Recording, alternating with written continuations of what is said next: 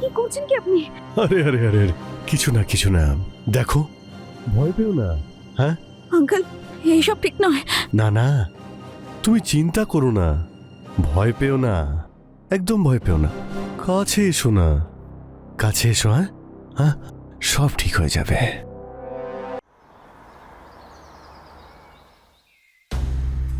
নমস্কার, আমি রানী চ্যাটার্জি। ক্রাইম চক্রে আপনাদের সকলকে স্বাগত জানাই। সমাজে অনেকবার সরলতার এইভাবে সুযোগ নেওয়া হয় যে যদি সে চিৎকারও করে তাহলে সেই চিৎকার কেউ শুনতেই পায় না।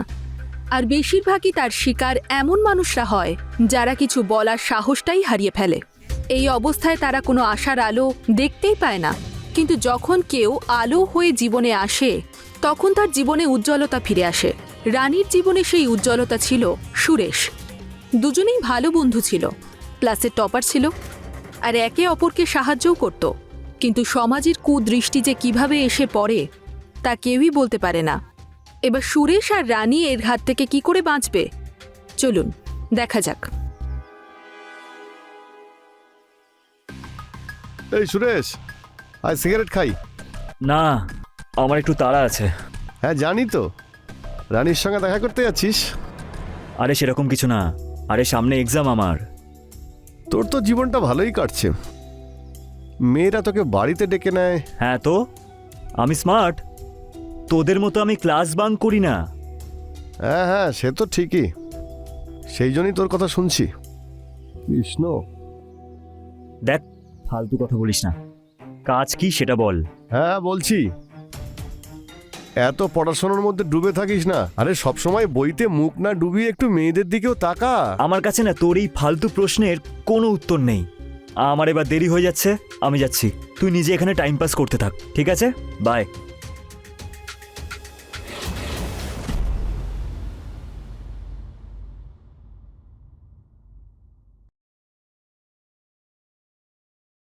এত দেরি করে আসলি কেন আজ? আরে কিছু না, আরে একটা কাজে ফেসে গেছিলাম। ওকে। আচ্ছা, আমার না এখন চা খেতে খুব ইচ্ছে করছে। তুই খাবি? হ্যাঁ, নিয়ে আয়। আচ্ছা ঠিক আছে।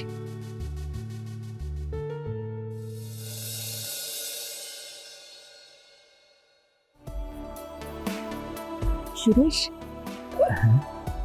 চা আমরা পরে খাবো, এখন আমার অন্য কিছু করতে ইচ্ছা করছে।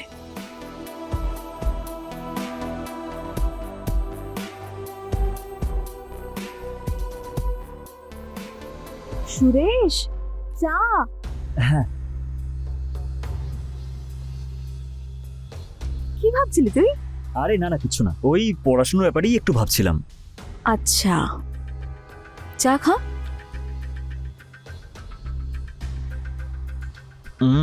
খুব ভালো চা করেছিস তো। Thank you. আচ্ছা শোন না, আমি এই কোয়েশ্চেনটা বুঝতে পারছি না, একটু বুঝিয়ে দে না। হ্যাঁ, এইটা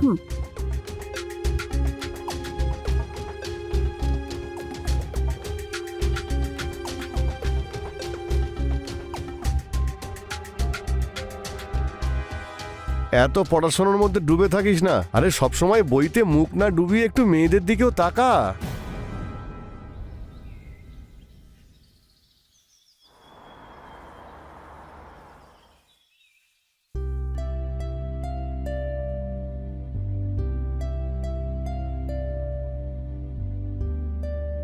দিদি কি করছিস এসব?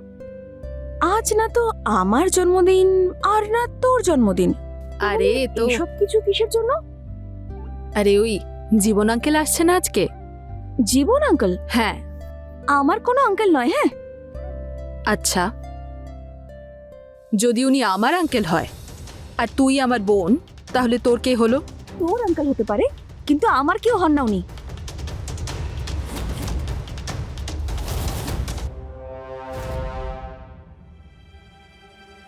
নিজের কেউ নয়, কিন্তু নিজের থেকে অনেক বেশি করেন। এখন তো নিজের কেউ এত করে না যতটা উনি করেন আমাদের জন্য। ফ্রিতে থাকার জায়গা যে পেয়ে গেছেন উনি। হোটেলে থাকার ক্ষমতা ওনার আছে, এখানে শুধু এই জন্যই থাকে কারণ আমাদের জন্য চিন্তা করে। আর তাছাড়াও শুধু শুধু তো থাকে না, কেন? তোর জন্য এত জামা কাপড়, মিষ্টি আর তোর কলেজের ফিস আর এই গোটা বাড়ির খরচ উনি তো চালান। আর তুই তো ভালো করেই জানিস যে বাবা যাওয়ার পরে এই পুরো বাড়ির দায়িত্ব তো নিজের কাঁধেই তুলে নিয়েছেন। আচ্ছা শোন, আজ সুরেশকে বারণ করে দিস সন্ধ্যাবেলায় যেন না আসে। আঙ্কেল আসছেন তো? তো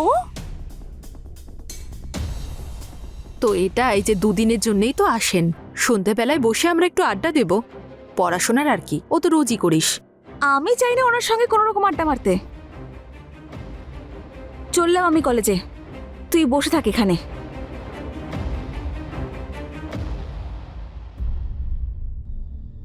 কত বোকা এই মেয়েটা, ভালো মন্দের পার্থক্যটাই বোঝে না। তাহলে এতে আবার চিন্তা করার এমন কি আছে? তুই নিজে দিদিকে বলে দে তোর আঙ্কেলের ব্যবহারের ব্যাপারে। তোর কি মনে হয় আমার দিদি রাজি হয়ে যাবে? আরে ওর কাছে তো সম্পর্কটাই সব থেকে বড় বিষয়।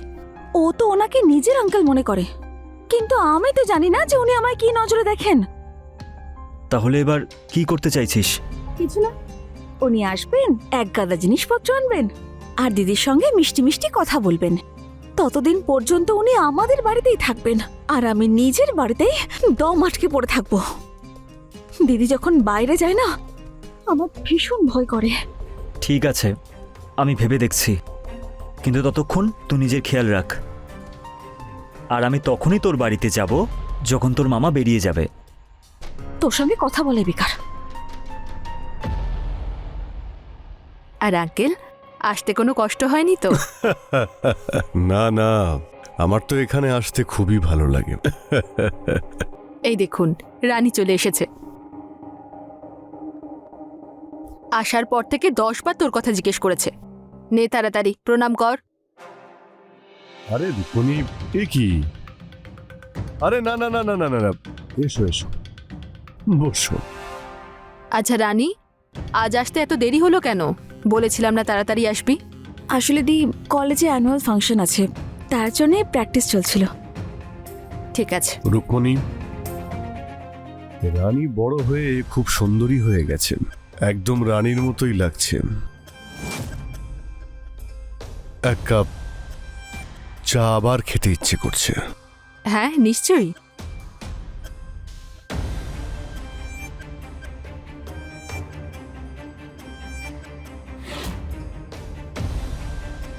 আর রানী, কি কি পড়াশোনা চলছে কলেজে? তোমার ফেভারিট সাবজেক্ট কোনটা? ইংলিশ আর হিস্ট্রি। আচ্ছা, আর লজ্জা পাচ্ছ কেন? আরো কাছে এসো।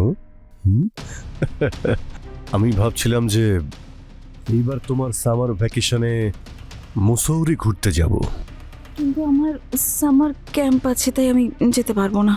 আচ্ছা ঠিক আছে, তুমি যেখানে বলবে আমি সেখানেই যাব। রুকমণি, রানী বড় হয়ে গেছে বলে এখন খুব লজ্জা পাচ্ছে। 19 বছর বয়স হলো ওর। ও এই নে, জানে। চমকে গেলেন তো? অভিনন্দন।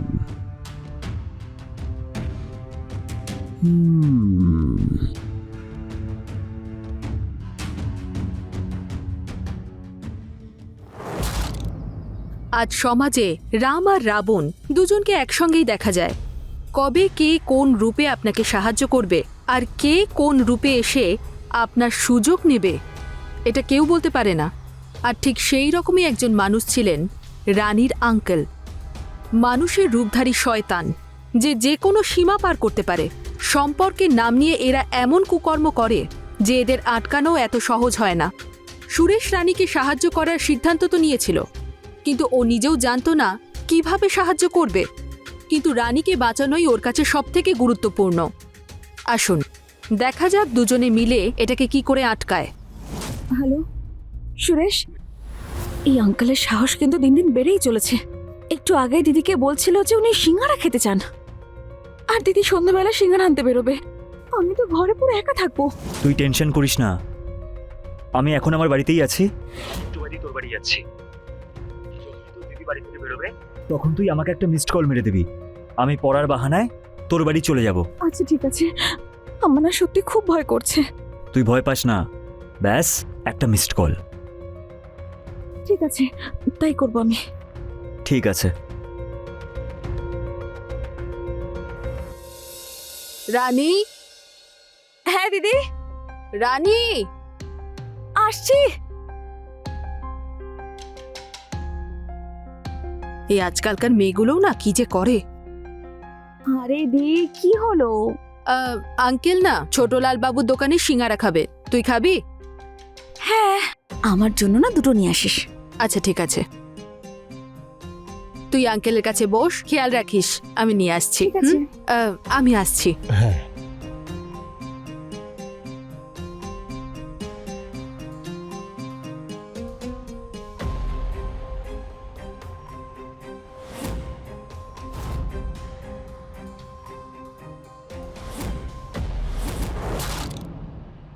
রানী, খুব জল তেষ্টা পেয়েছে আমার, একটু জল খাওয়াবে? হ্যাঁ আনছি।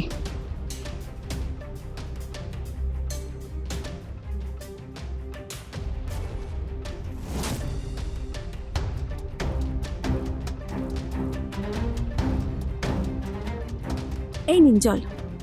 আরে বাহ,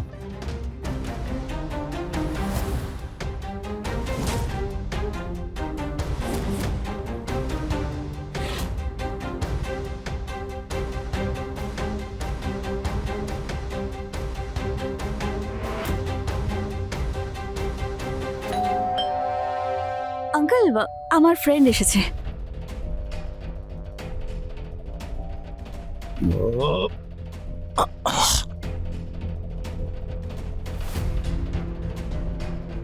আরে সুরেশ, এসে গেছিস? আয় ভিতরে। আঙ্কেল, ও হলো আমার ক্লাসমেট। আমরা দুজন এখন পড়তে যাচ্ছি।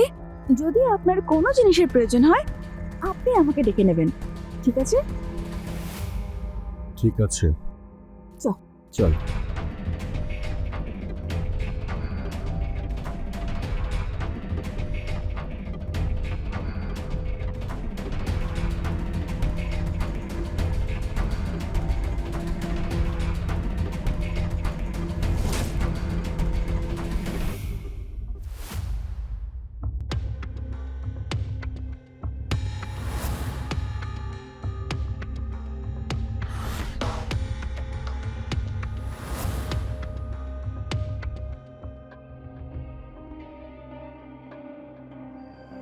এরা দুজনে বেডরুমে কি করছে দেখতেই হবে।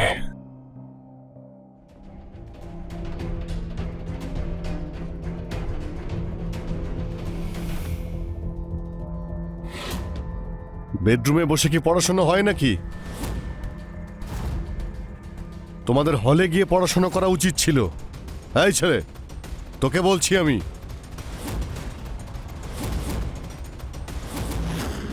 আঙ্কেল, সুরেশ নাম ওর। যাই নাম হোক না কেন, সোজা বেডরুমে চলে এসেছে। আপনি ভুল ভাবছেন আঙ্কেল। আমি ভুল বুঝছি না, আমি সব বুঝতে পারছি। বেডরুম আছে, বিছানাও করা আছে, আর সঙ্গে ইয়াং মেয়ে। লজ্জা করে না? তোমার উদ্দেশ্যই খারাপ। ব্যবহার তো আপনার খারাপ আঙ্কেল, আমরা সব জানি।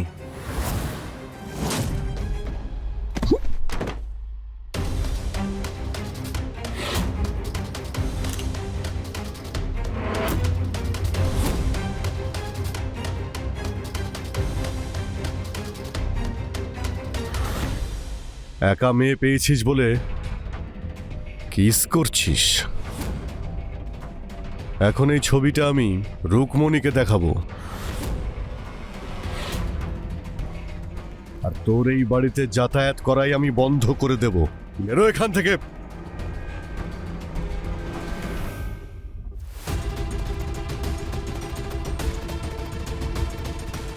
আরে রানী, আমি তো সুরেশকে আসতে বারণ করতে বলেছিলাম। আসলে আমি বইটা দিতে এসেছিলাম। আহ, আচ্ছা, আমি আসছি। আচ্ছা, এসেছো যখন সিঙ্গারা খেয়ে যাও। না না, আমার একটু তাড়া আছে।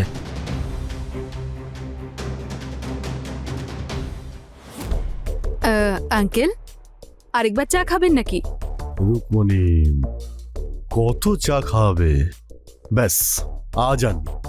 ওই আসলে শিখার মেয়ে শরীরটা খারাপ, তাই আমি হসপিটালে যাব। হুম, আসতে একটু দেরি হতে পারে, আর রানীও এখনো ঘুমোচ্ছে, সেই জন্য জিজ্ঞেস করছি। আরে না না, এখন না। আরে হ্যাঁ, রানী আজকে কলেজে যায়নি? না, বলছিল যে আজকে যাবে না, এখনো ঘুমোচ্ছে।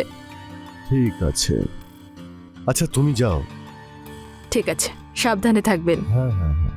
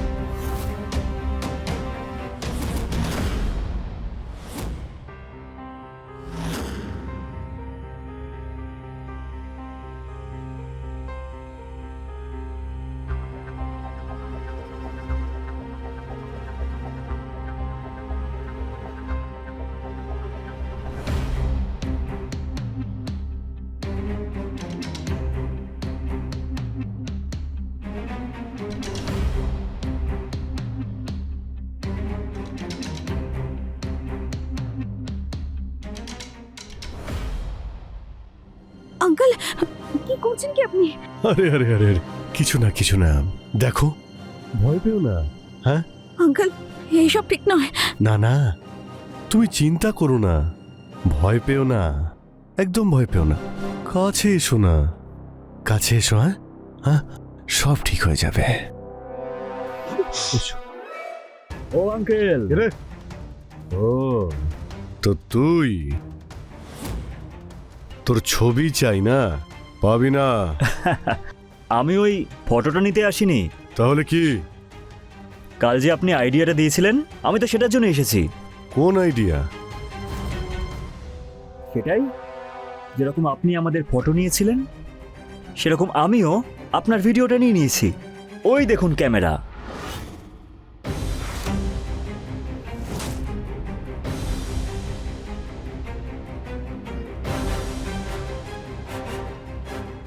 এবার আপনার সব কুকর্ম এই ক্যামেরা ক্যাপচার করা আছে। আরে সব তুই কি বলছিস? আরে আমি তো আমার সোনা মেয়ের জামা ঠিক করছিলাম, ব্যাস, আর কিছুই না। সেটা আপনি কাপড়টা ঠিক করছেন নাকি কি করছেন সেটা পরে তো জানতে পারাই যাবে। আরে আঙ্কেল, আমি তো শুধু ঘুমানোর নাটক করছিলাম, যাতে তুমি সেই সব কিছু করতে পারো যেটা তোমার নোংরা মাথায় ঘুরছে। আরে ব্যাপারটা তেমন নয়, তুমি তো আমার মেয়ের মতো, একদমই আমার মেয়েরই মতো। তোমরা যা ভাবছো তা কিন্তু নয়। হ্যাঁ, ও তো আপনার মেয়েরই মতন, কিন্তু আপনি ওর আঙ্কেল হওয়ার যোগ্য নন। আর আঙ্কেল শুনুন, আজকের পর থেকে যদি আপনাকে এই শহরের কোথাও দেখা যায় না, তাহলে এই ভিডিওটা সোজা যাবে পুলিশের কাছে, আর তারপর আপনি কারোর কাছে মুখ দেখাতেও পারবেন না, বুঝলেন? না না না, এটা করো না। হ্যাঁ, ও তো আমার মেয়ের মতো। মা দেখো, যদি কিছু খারাপ লাগে তাহলে আমাকে ক্ষমা করে দিও। হ্যাঁ, ওকে, আমি যাচ্ছি।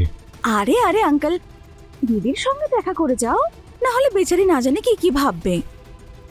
বাইরে দেখা করে নেব আমি, বাইরে। হ্যাঁ, বাইরে দেখা করে নেব। হ্যাঁ, আমি চলি আসছি।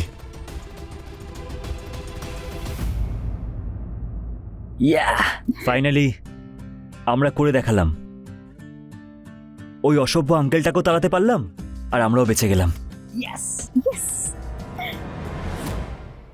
যদি আজ আমি আপনি নিজেদের চারপাশটা দেখি, তাহলে এরকম অনেক ঘটনাই দেখতে পাবো, যেখানে এসবই হয়, কিন্তু আমরা খেয়াল করি না। এইভাবে রানীর মতনই প্রতিদিন হাজার হাজার মেয়ে এইভাবে সমাজে যৌন অত্যাচারের শিকার হয়। পরিবারের সম্মানে তারা মুখ খুলতে পারে না। আর এই বিষয়টার সুযোগ নিয়েই আঙ্কেলের মতো কিছু শয়তান রানীর মতো মেয়েদের উপর অত্যাচার করে। যদি রানীর জীবনে সুরেশ না থাকতো, আরও ঠিক সময়ে এসে রানীকে বাঁচাতে না পারত, তাহলে জানি না এই খেলা কতদিন চলতে থাকতো আর কতদিন রানী এই শোষণের শিকার হতো। শোষণ তো শুধু শারীরিকভাবেই হয় না, যে কোনোভাবেই হতে পারে। সেই জন্য নিজের চারপাশে সাবধানতা বাড়াতে হবে আর এরকম যে কোনো ঘটনাকে আটকানোর চেষ্টা করুন, কারণ আমি আর আপনি মিলেই সমাজকে ভালো করে তুলতে পারি। আমি রানী এখন আপনাদের থেকে বিদায় নিচ্ছি। আপনাদের সঙ্গে খুব তাড়াতাড়ি দেখা হবে ক্রাইম চক্রের নতুন এপিসোডে নতুন ঘটনার সঙ্গে। ততক্ষণ আপনারা সচেতন থাকুন আপনাদের চারপাশে ঘটে চলা ঘটনার থেকে। নমস্কার।